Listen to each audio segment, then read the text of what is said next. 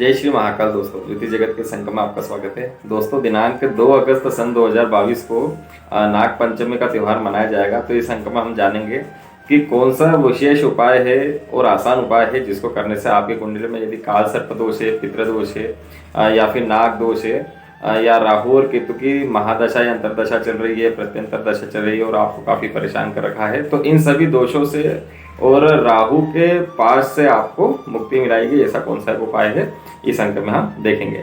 तो दोस्तों, आइए शुरू करते हैं ज्योति जगत बाय देव निरंजन। दोस्तों, यदि राहु और केतु के बीच में सभी ग्रह आ जाते हैं तो उसको काल सर्प दोष कहा जाता है। काल सर्प दोष 12 प्रकार का होता है। इसी प्रकार से एक नाग दोष भी होता है कुंडली के अंदर, जो कि राहु के प्लेसमेंट पे डिपेंड करता है कि राहु की स्थिति कहाँ पर है, कौन से भाव में है। तो कुंडली का विश्लेषण करने के बाद ये बता सकते हैं कि आपको काल सर्प दोष है, नाग दोष है, या फिर राहु के कारण पितृ दोष भी बनता है, विष योग भी बनता है, ग्रहण दोष भी बनता है। तो राहु के द्वारा या केतु के द्वारा जितने भी दोष होते हैं उन सब का निवारण काल सर्प दोष का या फिर पितृ दोष का, सभी का निवारण नाग पंचमी के दिन कर सकते हैं।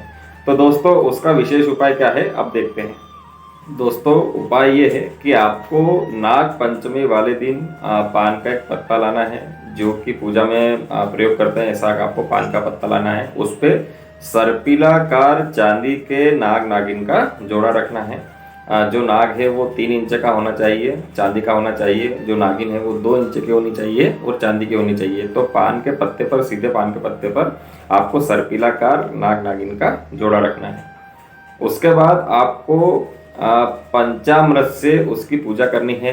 दूध, दही, घी, शहद और शक्कर, तो पंचामृत से आपको उसकी पूजा करनी है। गंगा जल से उसकी पूजा करनी है। मतलब जैसे शिव जी की आप पूजा करते आए हैं वैसे ही उसकी पूजा करनी है। उसको धूप देना है, उसको देसी घी के दिए से उसकी पूजन करनी है, उसको फूल चढ़ाना है और उसको मिठाई चढ़ाना है। इस प्रकार से नाग नागिन के जोड़े की पूजा करनी है। और उसके बाद में बहती हुई जो नदी है उसमें आपको उसको प्रवाहित करना है नाग पंचमी वाले दिन। दोस्तों, नाग पंचमी वाले दिन जब आप उसको प्रवाहित करने जाएंगे तो उसको हाथ पे लेना है, सीधे हाथ पे लेना है, ऐसे रखना है, उसको सीधे हाथ के ऊपर रखना है। और आपको एक मंत्र होता है जिसको नवनाग स्तोत्र बोलते हैं। अनंत वासुकी शेषम पद्मनाभम च कम्बलम शंखपालम धृतराष्ट्रम तक्षकम कालियम तथा एतानि नव नामानि नागानाम च महात्मानाम सायं काले पठे नित्यम प्रातः काले विशेषतः तस्मै बीज भयम नास्ति सर्वत्र विजय भवे। यह मंत्र होता है, इसको नवनाग मंत्र बोलते हैं। तो आपको पान के पत्ते को ऐसा लेना है जिसके ऊपर नाग नागिन का जोड़ा रहेगा और उसका मुंह सामने की तरफ रहेगा।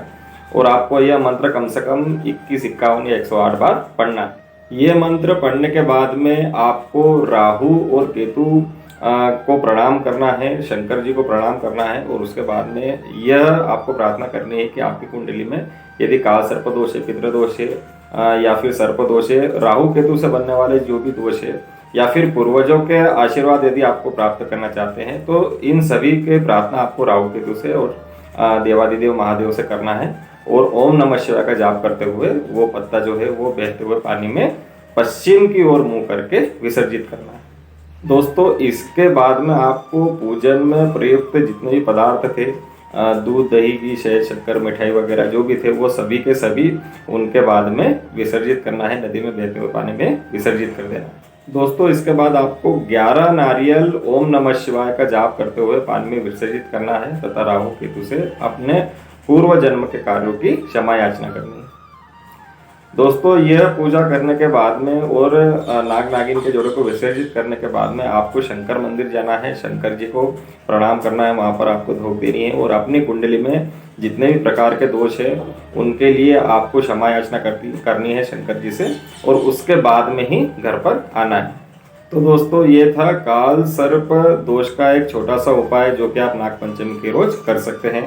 इससे काल सर्प दोष का या फिर नाग दोष का, पितृ दोष का, राहु केतु की दशांतर दशा का जो भी आपको बुरा परिणाम मिल रहा है उससे काफी हद तक आपको राहत मिल सकती है।